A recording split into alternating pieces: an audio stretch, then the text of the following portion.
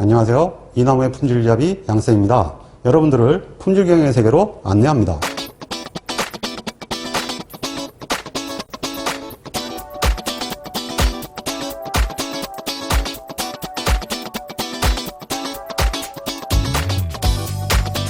제13강은 계수값 데이터의 분석과 해석에 관한 사항입니다.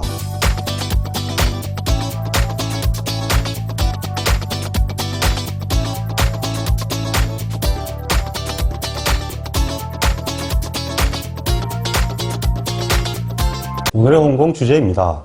계수형 일요인 실험을 이해하고 적용할 수 있어야 합니다. 계수형 이요인 실험을 이해하고 적용할 수 있어야 합니다. 주어진 예시에 대해서 계수형 실험 계획을 수행할 수 있어야 합니다.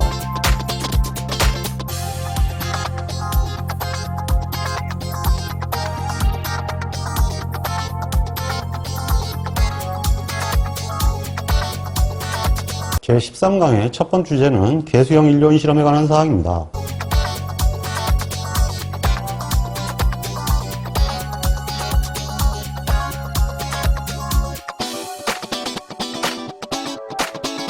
그러면 계수형 실험계획법의 특징을 알아보겠습니다. 일단 요인은 모수 모형이어야 하고요. 그러니까 실험의 수준을 결정할 때 랜덤으로 설정하면 절대 안 됩니다. 그냥 직접 지정을 해야 되는 거죠.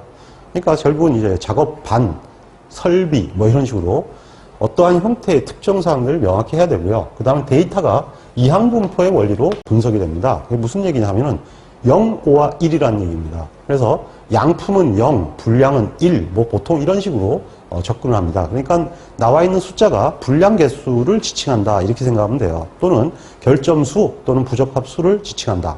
뭐 이런 정도로 이해하시면 되겠습니다. 그리고 이제 계수형 실험도 2요인 이상의 실험이 있는데요. 이 2요인 실험의 경우가 이제 좀 골치 아파요. 이건 무조건 일단은 모수 요인이고요. 그리고 계수형은 근본적으로 반복이 없으면 안 됩니다. 왜냐하면 제로1 데이터이기 때문에 한 개 분석을 해놓고 분량도 어떻다 이렇게 얘기 못하죠. 그러니까 당연히 여러 개의 데이터를 봐야만 알기 때문에 무지하게 반복도 많이 일어나요. 몇백 개씩 일어납니다. 근데 반복을 주면 교호작용이 나오는데요. 이 계수형은 실험이 아니에요. 실제로 그냥 생산한 결과 갖고 따지는 거거든요. 무슨 계수형 실험을 하겠어요? 그냥 제조하는 상태를 얘기해요. 그 상태를 분석하는 일종의 검정법입니다. 그러니까 따지고 보면 사실은 통계학이에요. 통계학인데 이걸 실험계획법처럼 갖다 들이댄 거예요. 그냥 통계로 해도 돼요. 근데 이걸 실험계획법으로 만들어 놨거든요. 그러다 보니까 어떤 문제가 생겼냐면요. 실험을 할 때는 반드시 랜덤을 택해야 되는데 이건 무조건 비랜덤이에요. 그러니까 예를 들면 이렇게 되죠. 작업조 3개를 잡고 설비 3대를 가지고 계수형 실험 계획을 하려고 합니다. 그러면 9가지 경우의 수가 생겨요. 그럼 이렇게 한다는 얘기거든요. B 작업조에서 C 기계에서 하나. 그 다음 랜덤은 A 작업조에서 A 기계에서 하고 그 다음 작업은 다시 C 작업조에서 B 기계로 한다. 이건 말 돼요, 안 돼요? 이건 말이 안 되죠. 그러니까 생산은 그냥 뭐냐면은 그냥 조하고 설비가 그냥 쭉 그냥 가는 거예요. 쭉쭉. 그러니까 뭐 작업조 자체도 랜덤이 안 되고요. 작업조는 순서대로 작업이 일어나잖아요. 설비가 회사 생산하는데 한 대 돌리고 1분 뒤에 다시 이거 돌렸다가 이렇게 했다가 회사 말아먹겠죠. 그냥 제조 라인에서 하는 거니까 당연히 이것은 뭐냐 하면은 그냥 내리밀 수밖에 없어요. 즉 일방적으로 작업이 일어나는 거죠. 이렇게 일방적으로 비랜덤 실험을 하게 되면은 일방 분할이 일어납니다. 근데 일방 분할이라고 안 그러고 방이 2개로 쪼갠다 그래서 이런 경우에는 이방 분할이라 그래요. 분할법은 아직 안 배웠는데 뭐 어차피 뭐 분할법 언제 배우든 많이 배우든 상관없는데요. 일단 분할이 되면서 오차가 쪼개지는 현상이 나옵니다. 기본적으로 뭐냐면 교호작용이 오차된다는 얘기예요. 그래서 교호작용 자체 분석이 불가능하기 때문에 교호작용 효과는 볼 수가 없다라는 것을 명심해야 됩니다. 자, 지금 보시는 것은 일요인 데이터에 관한 건데요. 이런 식으로 정리를 한 거예요. 적합품이 93개, 0이 93개 있다는 얘기예요. 부적합품이 7개, 1이 7개 있다. 이런 얘기가 됩니다. 지금 현재 설비를 4대에 대해서 실험을 했다는 얘기죠. 자, 이걸 가지고 왔다 갔다 랜덤을 할 수 있겠어요? 불가능하죠? 자, 그러면 먼저 이러한 경우에 계수형 일요인 실험부터 알아보도록 하겠습니다. 먼저 시작은 구조식부터 당연하죠. 이거 모수 요인이라고 그랬죠. 이거 그 효과 A네요. 그러니까 당연히 U와 플러스 AI 플러스 EIJ로 구성이 되는 형태가 됩니다. 당연히 시그마 AI는 0 이렇게 되겠죠. 왜냐하면 모수 요인이니까요. 그 다음에 y바 i땡은 어떻게 되나요? u 플러스 ai 플러스 2바 i땡이 되겠죠. 이런 식으로 해가지고 y바 i땡도 구할 수 있겠죠. 자, 그러면 두 번째는 제곱합을 구하는 겁니다. 제곱합을 구하려면 묻지도 따지지 말고 먼저 뭐부터 구해야 되나요? 당연히 CT부터 구해야죠. CT는 T제곱 나누기 N이에요. 근데 T가 뭘까요? 얘는 모조리 0이고요. 얘는 모조리 1이에요. 결국은 요거를 전부 더하면 37이 되죠. T가 37이에요. 그래서 37의 제곱 나누기 N은요. 이거 100개 아닙니까? 이것도 100개고요. 이것도 100개고 이거 100개예요. 반드시 N은 동일한 걸로 따집니다. 그러니까 결국은 400개 이렇게 되죠. 저것이 CT가 됩니다. 자, 그 다음에 제곱합은 어떻게 될까요? 제곱합은 원래 공식이 뭐 묻지도 따지도 않고 시그마 xij 제곱에 마이너스 CT예요. 근데 xij가요 0이 토탈 몇 개쯤 있어요. 이게 다 0이죠. 90개, 90개, 95개, 85개가 다 0이네요. 그러니까 정확하게 363개가 0이에요. 그러니까 이렇게 되는 거죠. 363 곱하기 0의 제곱. 요거는요. 요거는 37개니까 37개 곱하기 1의 제곱 마이너스 CT가 돼요. 그럼 결국 이게 뭐가 되냐면 37 마이너스 CT가 되는데요. 이 37이 뭐예요? 합이잖아요. 그래서 그냥 이건 어떻게 되냐면요. T 마이너스 CT가 돼요. 그래서 전체 제곱합을 계산하는 게 무지하게 쉬워요. T 마이너스 CT가 되기 때문에. 그래서 객관식 시험에 전체 제곱합을 구하시오라는 문제가 주로 일방적으로 출제되는 것이 바로 개수형 일륜 실험입니다. 왜냐하면 계산이 무지 쉽거든요. 그럼 SSA는 어떻게 되느냐? SSA는 지금 i땡이니까 당연히 시그마 t i땡의 제곱 나누기 반복수죠. 마이너스 CT가 되는데요. 자, 이것이 뭐냐 하면 결국은 TI가 얘가 합이 돼요. 다 합치면. 그러니까 결국은 부적합 분수를 각각 제곱하면 되는 거죠. 7의 제곱, 10의 제곱, 5의 제곱, 15의 제곱. 반복수는요, 좀 많죠. 이게 토탈 반복수니까 100개. 그리고 여기는 그냥 마이너스 CT. 네, 이렇게 계산하면 제곱합을 계산할 수가 있습니다. 자, 그럼 제곱합을 계산할 수 있으면 그 다음에 이제 아노바 테이블을 작성하게 되는데 아노바 테이블은 일륜 실험과 동일합니다. 이 분산 분석은 참고로 지금 보고 계신 저희 학습서에 있는 기출문제 중에 하나인데요. 이것에 대해서 분산 분석을 실시하는 것입니다. 이러한 분산 분석은 일륜 실험하고 다른 건 하나도 없으니까 보면서 일단 얘기를 해볼까요? 그냥 데이터가 이게 굉장히 그 자유도가 커요. 전체가 지금 데이터가 400개 아닙니까? 400개니까 총 자유도가 399가 된 거죠. 그럼 오차의 자유도는 사실은 뭐 L, R-1이니까 4 곱하기 99 이렇게 해도 되고요. 여기서 이거 빼도 되죠. 396이라는 게 나왔어요.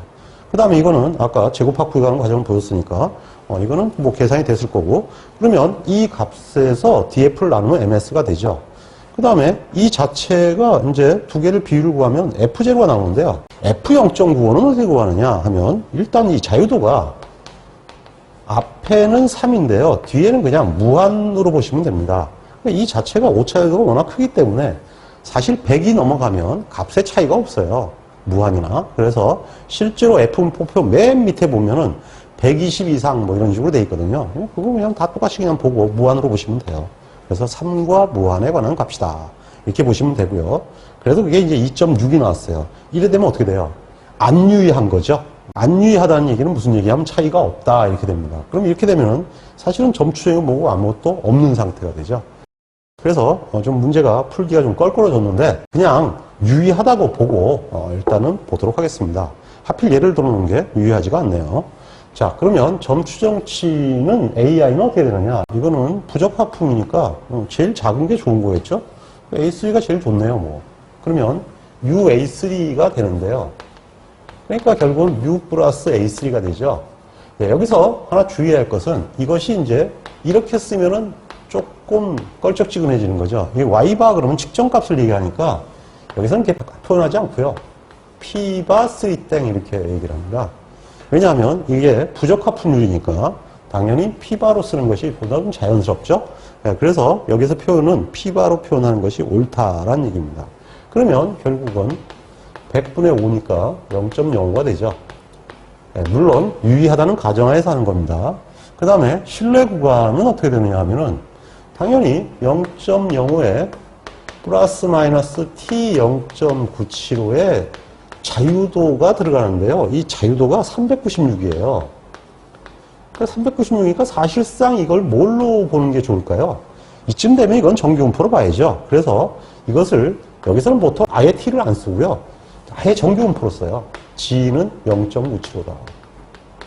1.96을 쓴다는 얘기죠. 그래서 이 개수치 분포는 유일하게 실험계획법에서 t분포를 안 써요. 그리고 곱하기 루트. 자, 이게 p니까 이렇게 써야 되는 거 아니냐 이렇게 묻는 분들이 있어요. 근데 이것도 안 씁니다. 이거 실험계획법이잖아요. 그래서 p1-p를 안 쓰고 v를 씁니다. v니까 얘가 되죠. 이 값이 들어오게 되고요. 그럼 나누기는 뭐가 될까요? 당연히 나누기는 기본적으로 얘가 몇 개 갖고 나왔어요. 이거 n으로 나눴죠. 100개로. 그러니까 이것도 r이 들어오겠죠. 이 유효반복수의 개념은 다 똑같아요. 그러면 결국은 이렇게 나와 있다는 얘기가 되죠. 0.05 플러스 마이너스 1.96 루트 0.08336 나누기 100이다. 이렇게 이제 계산을 하게 된다는 얘기입니다. 자, 이것이 개수치 일료인 실험인데 사실 뭐 2차 시험에는 이 개수형 일료인 해석은 아예 나오질 않고요. 기사형 같은 경우는 객관식에서는 그 1요인 실험과 2요인 실험이 반반 정도 나옵니다. 자, 그러면 2요인 실험을 알아보도록 하겠습니다.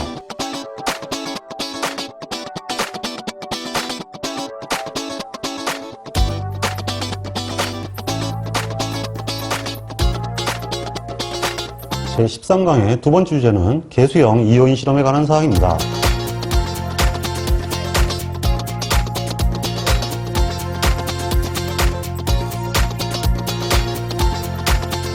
이 개수형 2요인 실험은 지금 보시는 대로 기계와 온도의 관계, 또는 작업조의 관계, 이런 식으로 일단 설정을 합니다. 이거 역시 마찬가지로 랜덤 실험이 불가능하죠. 어쨌든 개수형 시험은 랜덤 불가. 이렇게 되는 거죠. 랜덤이 불가하면 교호작용은 완전히 불가. 이렇게 되는 겁니다. 그래서 상식적으로 알아두세요. 랜덤이 안 되면 교호작용을 구할 수 없어. 이렇게 되는 거예요. 그래서 랜덤으로 실험을 안 해도 되는 것은 사실 1요인 실험밖에 없어요. 1년 실험은 어차피 하나밖에 없으니까 교호작용이 없죠. 걔는 랜덤을 돌리든 안 돌리든 상관없어요. 근데 랜덤을 안 돌리면 그만큼 오차가 좀 이상해지죠. 즉 등분산성이 안 나올 수가 있어요. 그래서 등분산성이 안 나오면 실험계획법 이용을 할 수가 없기 때문에 반드시 그 경우는 등분산의 검정을 해보셔야 돼요. 알겠죠? 회사에 가면 엉터리들 많아요. 등분산 실험도 안 하고 랜덤도 안 돌리고 그냥 맞다고 막 쓰는 거예요. 그러면 나중에 그걸 현장에서 적용하면 현장에서 뭐라는 줄 아세요? 글쎄요, 그건 이론이고요. 현실은 안 맞아요. 근데 그게 진짜 무식한 얘기거든요. 이론이 안 맞고 현실이 있을 수가 없어요. 이론이 왜 나왔는데요? 현실을 보고 만든 게 이론인데. 근데 그거는 이론이 잘못된 게 아니고요. 이론을 거지같이 적용해서 그래요. 그거 진짜 그러면 안 됩니다. 자, 그러면 이요인 실험은 당연히 효과가 두 개죠. A하고 B요. 그러니까 여기는 어떻게 됐어요? U, AI 플러스 BJ고 이건 반복이 있으니까 기본적으로 교호작용이 무조건 나와야 돼요. 기억나시죠? 그러고 나서 EIJK가 됩니다. 하나가 더 나가야 되는 거죠. 근데 문제는 말이에요. 이게 안 된다는 거예요. 랜덤을 안 돌렸기 때문에 얘는 랜덤 때문에 꽝이 됩니다. 랜덤 때문에 꽝이 되면 어떻게 되냐면요. 이것이 이렇게 바뀌어요. AI 플러스 BJ 플러스 오차 1. 알 수 없는 오차 1이라는 얘기입니다. 그리고 진짜 오차 2. 요건 진짜 오차고요. 이거는 랜덤 치우침이 있을까? 이런 얘기예요. 랜덤 치우침의 오차가 되는 거죠. 그러니까 기본적으로 저거는 신뢰할 수 없는 데이터고요. 문제는 얘가 랜덤 치우침이 없으면 교호작용일까요? 아니에요. 랜덤 치우침이 없으면 어차피 교호작용은 아니에요. 그렇게 되면 랜덤 치우침이 없으면 일로 풀링을 하게 되는 거죠. 랜덤 치우침이 있으면요. 실험 망한 거예요. 그 실험 믿을 수 없다가 되는 겁니다. 왜냐하면 기본적으로 등분산성이 안 나왔거든요. 등분산성이 안 나왔는데 뭘 어떻게 적용하겠어요? 아무것도 적용을 못하는 거죠. 그래서 실질적으로 이런 형태의 비반복 실험은 교호작용을 구할 수 없고 그 교호작용은 무조건 치우침 오차가 돼버려요. 그래서 오차로 바뀌어버리고요. 그리고 이 자체가 가급적이 아니라 유의하지 않기를 고사를 지내야 돼요. 이건 유의하면 어떡하겠어요? 치우침인데. 날씨 때문에 그래요. 이래 되거든요. 그러니까 내가 모르는 평균치에 영향을 주는 요인이 있다는 얘기예요. 그거 찾아가지고 고치는 거야. 고쳐야 되거든요. 그러니까 처음부터 상황을 가설을 다시 세우고 접근을 해야 돼요. 전략 미스를 한 거죠. 자, 그러면 이제 얘기가 됐죠. 이렇게 해서 두 개가 연달아 깨지기 때문에 이걸 가지고 뭐라 그러냐면요. 이방 분할이다. 이렇게 얘기를 합니다. 그래서 이제 개수형 요인이 무슨 실험하고 비슷하냐? 그러면 이것은 분할법과 비슷하다라는 문제도 있어요. 자, 그러면 이번에는 제곱합을 계산하는 겁니다. 이 제곱합을 계산은 뭐 달라질 게 하나도 없어요. 그냥 반복 있는 이요인 실험입니다. 그래서 하늘이 두 쪽 나도 CT부터 구하는 거고요. 제곱합 전체는 이거는 대박이에요. 이건 그래봐야 시그마 xij k의 제곱인데요. 이것도 역시 마찬가지거든요. 이건 0이고요. 이건 1이에요. 이것도 0이고 이건 1이죠. 그러니까 실제로 1만 데이터잖아요. 그러니까 이것도 결국은 어떻게 되냐면요. 그냥 t-ct가 돼요. 그래서 무조건 전체의 제곱합은 아주 땡큐로 계산이 됩니다.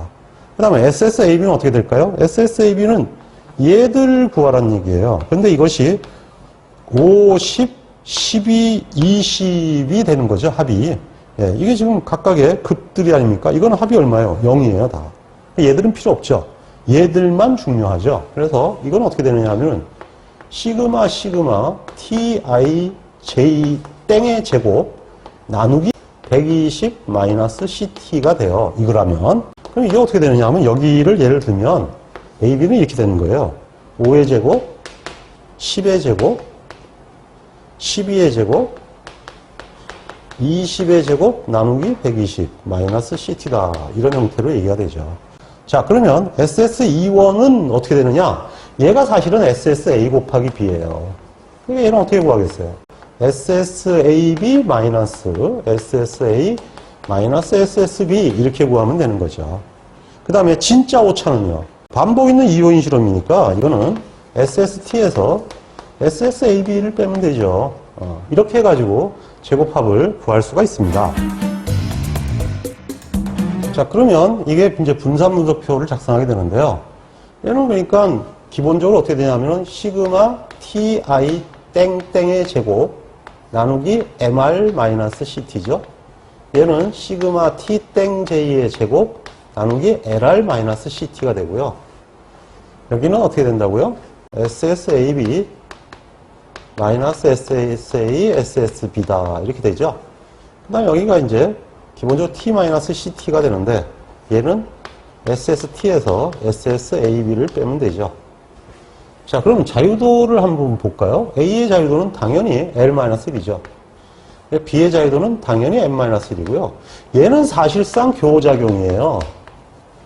그러니까 다른 건 바뀌는 게 없는데요. 교호작용은 인정이 안 되는 거죠. 오차란 말이에요.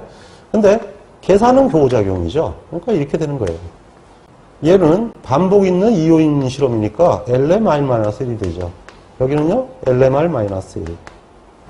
자, 뭐, MS는, 이거는 그냥 당연히 VA가 되고, 이건 VB가 되고, 여긴 VE1인데, 사실은 A 곱하기 B죠. 네, 이렇게 되고요. 그 다음에 여기는 뭐냐 하면 V2가 되고, 이렇게 되는데요. 문제는 EV가 골 때려요. EV가 골 때린다는 게요. 무슨 얘기냐면, 얘는 그냥 시그마 E2 제곱이에요. 그럼 이건 다 들어가겠죠? 근데 말이에요. 얘가 오차가 돼버렸거든요. 오차가 돼버렸다고 얘는 마이가라 오차죠. 진짜 오차는 얘예요.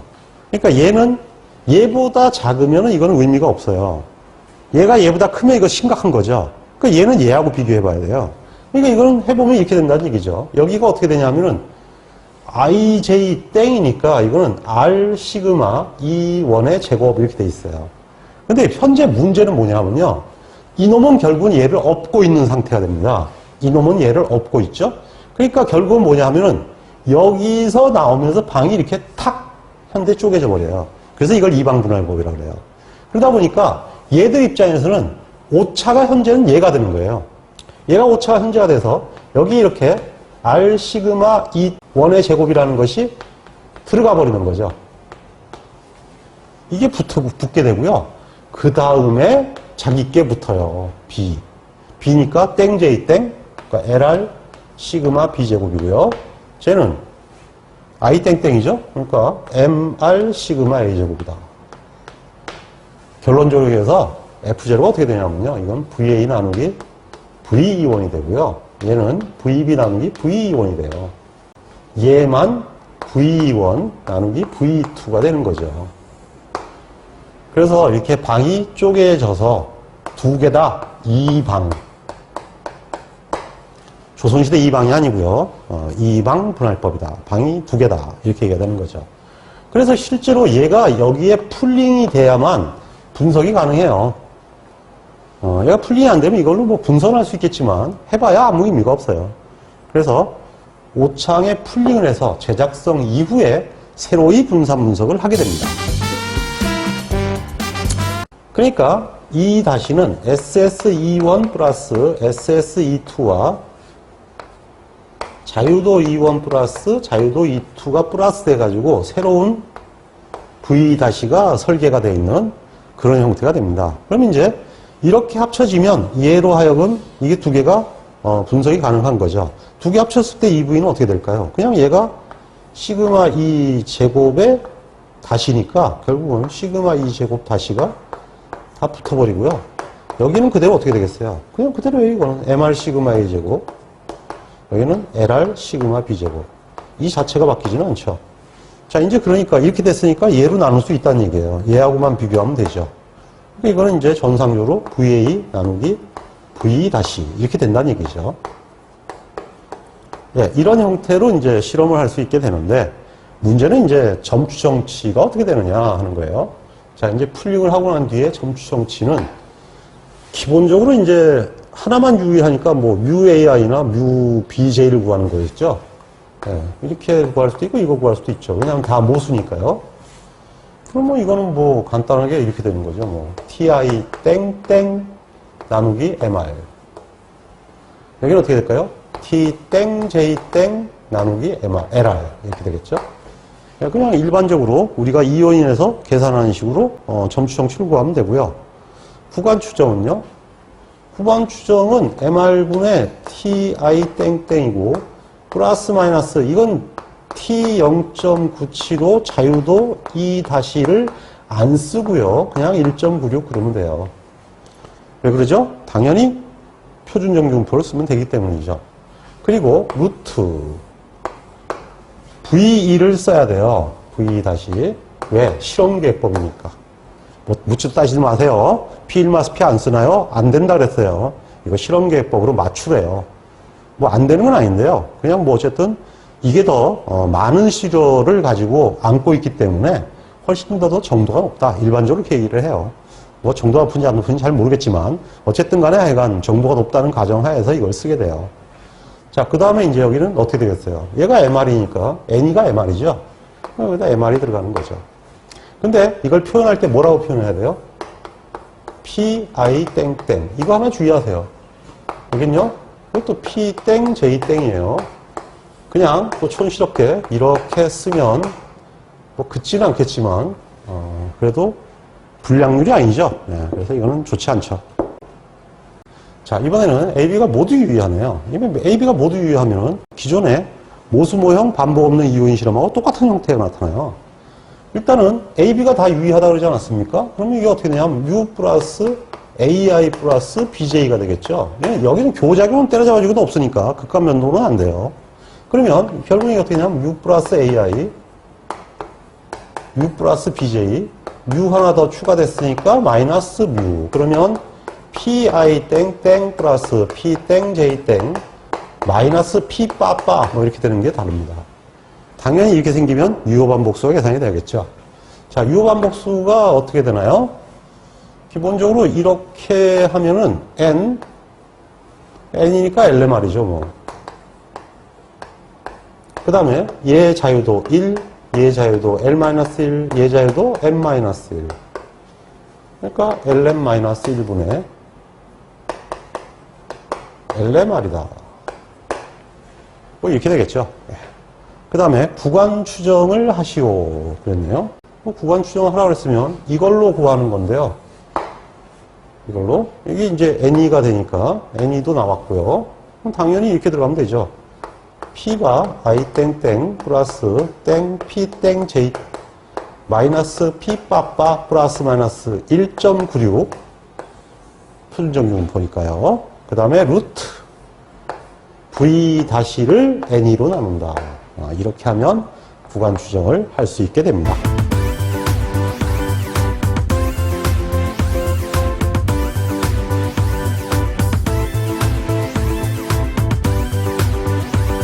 이번에는 주어진 사례에 대해서 개수형 실험 계획을 적용해 봅니다.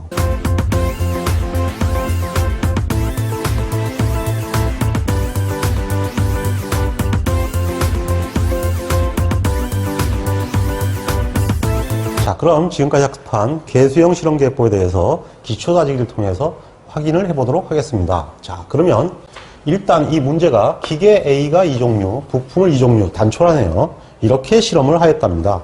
이렇게 해서 실험 결과를 나타냈는데 총 120회씩 실험을 하였네요. 분산 분석을 실시하시오. 그러면 먼저 당연히 CT부터 계산을 해야겠죠.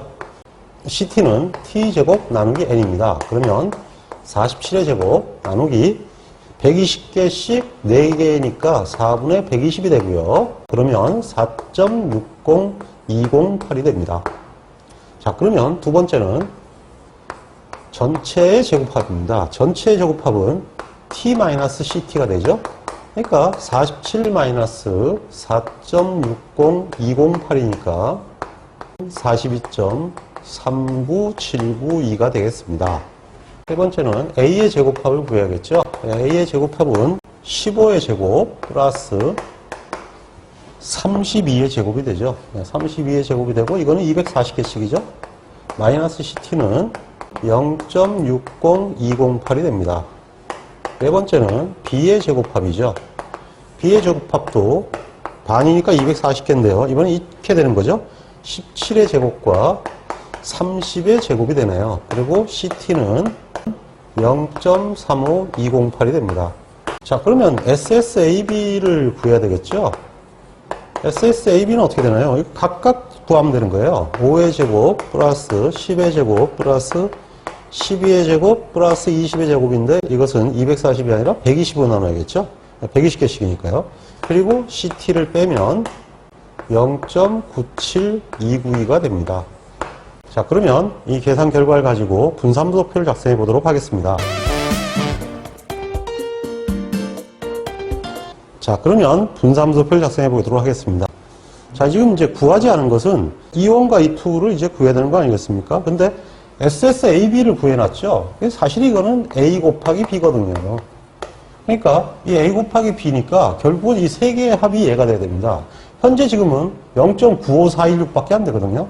그러면 9729에서 0.95416을 빼면 0.01876이 됩니다. 이것이 사실은 E1이란 얘기죠. 자, 그럼 E2는 어떻게 될까요? E2는 42.3979에서 0.97291을 빼면 됩니다. 그러면 41.42500이 됩니다. 자, 그러면 이제 나머지는 MS까지는 이게 굉장히 쉽네요. 이게 자유도가 이거는 1이 되는데 전체의 자유도는 120 곱하기 4니까 480이 돼서 479가 되죠. 그러면 이 자유도는 이게 3이니까 빼면은 476이 되겠네요. 그 다음에 평균 제곱은 그냥 그대로 쓰면 됩니다. 자유도가 다 1이니까 굉장히 계산하기 편하네요. 그 다음에 얘는 얘로 나누면 얼마가 되나요? 0.08703이 되네요. 자, 그러면 F0는 얘를 이렇게 나누면 큰일 납니다. 왜 그러냐 하면 이게 지금 현재 이방분할법이라는 게 이렇게 방이 쪼개지는 거예요. 기본적으로 이거 오차가 생겼기 때문에 이놈을 하여금 얘들을 계산해야 되는 이런 상황이 돼버렸어요. 그러니까 결국 뭐냐면 얘들은 얘로 나눠야 되는 거죠. 그러니까 결론적으로 얘는 얘로 나누니까 32.09382가 되고요. 얘는 얘로 나누니까 18.76759가 됩니다. 얘는 얘로 나누면 이건 뭐 1보다 한참 작네요. 자, 그러면 이거는 뭐 당연히 풀링을 해도 되죠. 당연히 다행인 거예요. 어쨌든 그래도 이 값은 써줘야겠죠. 자, 그러면 여기는 얼마가 되나요? 1,476이 아니죠. 기본적으로 1이 돼야죠. 그러니까 1이니까 161이 돼요. 하나도 안 유의하죠. 얘는요, 얘는 1,476이 되죠. 3.84가 됩니다. 근데 하나도 안 유의한데요. 1차적으로 그게 아니라 일단 풀링부터 하셔야 합니다. 자, 그러면 지금 현재 풀링을 하였습니다. 풀링을 하면은 일단 요것들은 그대로 내려오는데요. 2가 바뀌죠. 이거 더하기 이것이 되는 거죠. 그러니까 2는 어떻게 바뀌나요? 41.44376이 되고요. 그 다음에 자유도는요. 하나가 더 플러스 됐죠? 477이 되네요. 자, 그러면 MS는 0.08688이 되고요. 이제는 방이 없어졌으니까 얘로 하여금 얘들을 나누면 되죠. 네, 이걸 다시 나누면 7.96593과 그리고 얘를 얘로 나누면 4.05249가 됩니다. 자, 그러면 F0.95는 뭐 한쪽은 그냥 무한대고 1이니까 그냥 그대로 3.84가 돼요. 자, 그러면 두 개가 다 유의하죠? 예, 아까는 유의하지 않았는데 이제는 둘 다 유의한 걸로 변신이 되었습니다. 그래서 이렇게 실험이 잘 진행이 되면 교작용은 원래 뭐 여기는 거의 없다고 봐야 되니까 이걸 없애고 나서 분석을 하게 되면 차이를 확실히 알 수가 있게 됩니다.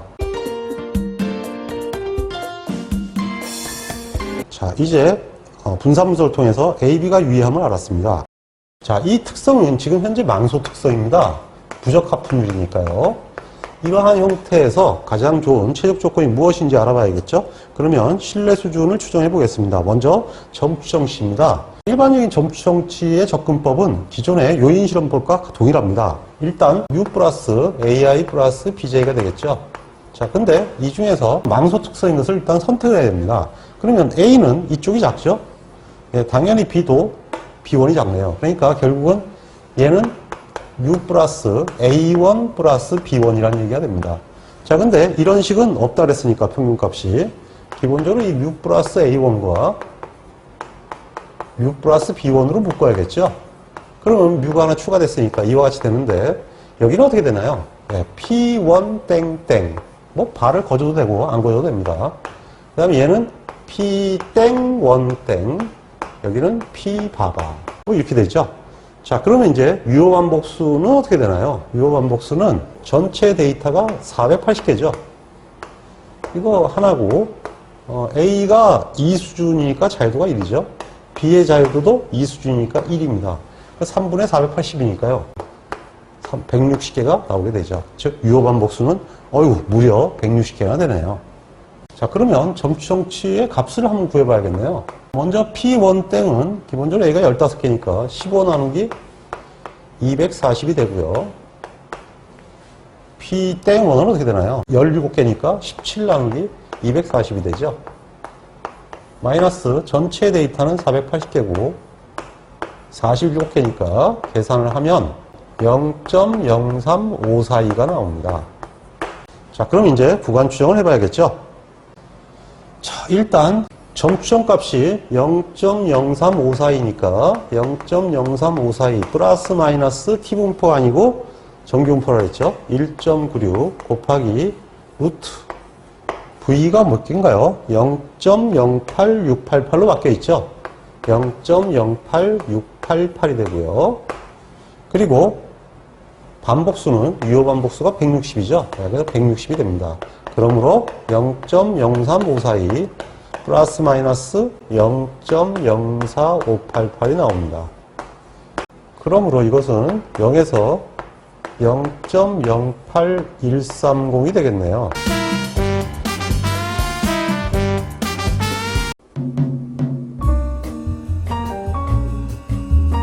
기업활동에서 품질은 생존의 핵심 하드임을 누구도 부인하지 않을 것입니다. 좋은 품질을 한마디로 표현하면 제때 제대로 하는 것입니다.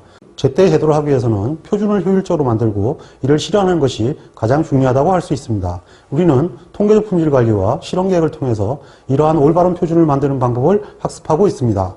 모쪼록 열심히 학습하셔서 훌륭한 품질 엔지니어가 될 수 있기를 기원합니다. 홍공 파이팅!